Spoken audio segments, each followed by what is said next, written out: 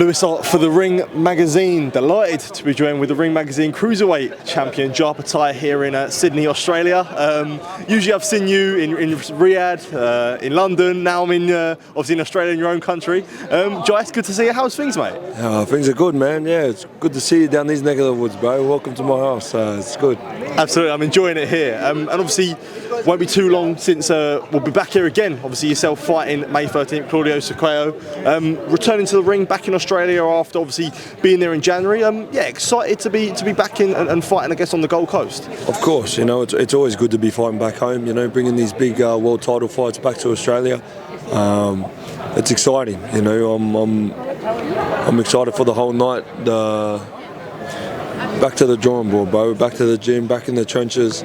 Another day in the office. Yeah. I guess for yourself, and you know, look at like your world title run. A lot of it has sort of been outside of Australia until you fought David Naika and back in there. I guess when you look at it from like an outside view and sort of bringing world title boxing back to Australia, that must be a special feeling, knowing that obviously you've done the hard rides, obviously in Riyadh, Saudi, in London as well. So to be back in Australia, is that extra special feeling, knowing you're sort of bringing the sort of world title fights back home? Of course, you know it's you know these sort of platform for, you know, the undercards and the boys, you know, following in the footsteps, but we're still aiming up. You know, we're far from finished. Yeah. You know, we still got more belts to collect and other divisions to conquer. So, you know, we still got a lot of hard work to do. You know, I don't want to talk like, you know, I'm happy from where I am and, you know, I'm settled. You know, we fucking got a lot of hard work to do and a lot more climbing to do. So I'm strapping in. You know, I'm ready to level up. For yourself, how important is having that mentality of, look, you know, we might beat this guy, might be that guy, might have achieved this and been a world champion, but look, there is still so much more for me to do. How much do you feel like that is a credit to yourself, where you know, for yourself, you just always want the next best thing? Man, well, that's what it's about. You know what I mean? I'm unsatisfied. You know, I'm not where I want to be. You know, so that's just how my brain works. Is part of that frustrating? Because, you know, listen to you on the DAZN stream there, and for a lot of your career, you've been wanting the big fights, and there's been a lot of politics that sort of held you back in a sense. I remember sort of the period of inactivity. So, when you have that mentality, is that frustrated when things haven't always gone your way? Of course, you know, it's always frustrating when things don't go your way, but this is the sport of boxing. You know, we're used to these things. You know, we're used to coming through adversity and, you know, things are going our way and then starting to have to replan and regather. But no matter what, we stay sharp, we stay fit, we stay strong. And when these opportunities do come, which they will, you know, they come out of nowhere, you know what I mean? Like, look, we were just trying to call His Excellency back on a phone. Who knows what he's going to say? He'd say, man, you're on in 6 weeks. Bro, done. You know what I mean? So these are the opportunities. You know, this is what separates those ones that, you know, be able to do these things, is because we stay ready. So when these opportunities are coming, man, they're fucking coming. You know, we're getting closer and closer. Yeah, I guess, does that give you faith then?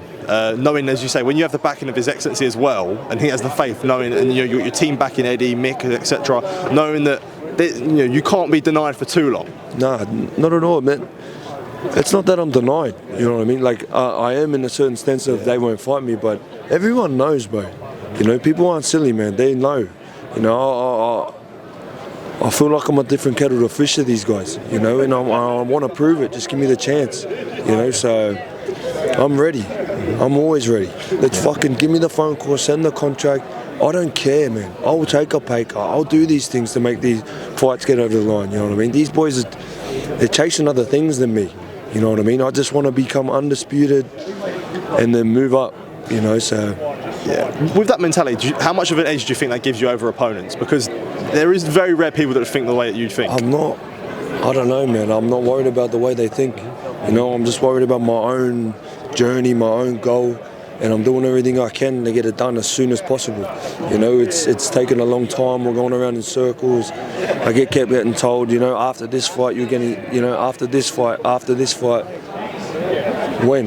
You know what I mean? So now I'm going to have to start calling them out and putting them on it, because it's just going around in circles, you know? So, fuck, I'm ready. Let's make it happen.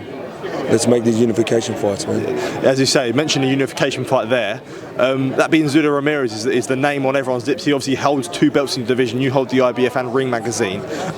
He's tied up in a mandatory. I spoke to Eddie on Wednesday, and he said, look, we're talking about the fight. We want the fight. Realistically, do you think there's a timeline that we do see yourself and fight Zurdo in 2025? You just said like he's the name on everybody's lips. Like Zurdo's the name. Bro, we are the top 2 though. Yeah. It's different. No, that's what I'm saying. When it comes to yourself, everyone wants to see you fight Zurdo.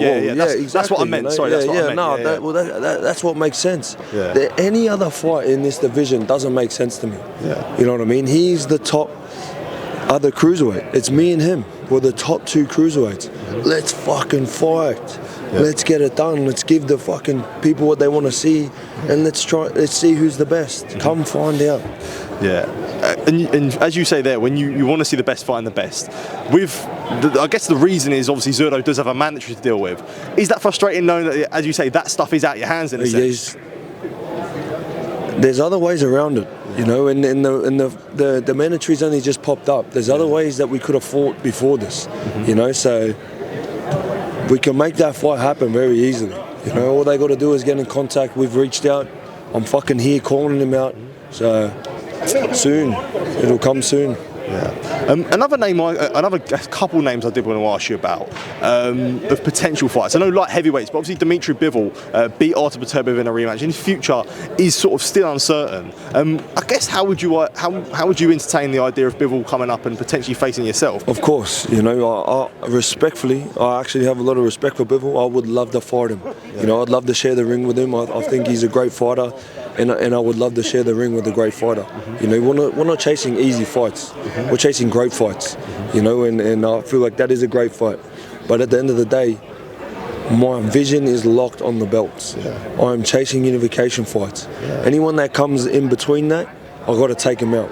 But I am locked in on the other belts, and I see him at the end of a tunnel, and I'm just heading that way. You know what I mean? So that's what I want. Let's make it happen. Yeah, because obviously there is Zurdo, but obviously Badou Jack also holds a WBC as well. Come get it. Yeah. Come. Let's go. He's got his little mandatory as well, and you know that Ryan Rosinski keeps calling me out. Honestly, bruv, I don't give a fuck. Let's fight then. But the thing is, he for me to fight him, I get no gain out of it. You know what I mean? Like, I'm chasing unification fights. When he beats Zurdo, Badou Jack, if he beats him, let's fight. Happy to take that fight. And I think he was happy to take it as well. But we'll see what happens. You know, everyone's on their high horse when they ain't got shit to lose. You know what I mean? Once they get their belts and they're like, oh, you know, they're fucking holding them real tight every time they go to sleep. So, man, it doesn't bother me. Let's go. Yeah, for sure. Let's hope we do see it. Jai, always a pleasure. Good to see you, mate. Good to see you down under, mate. Appreciate the time, man, and all the best for May 13th, mate. Top man.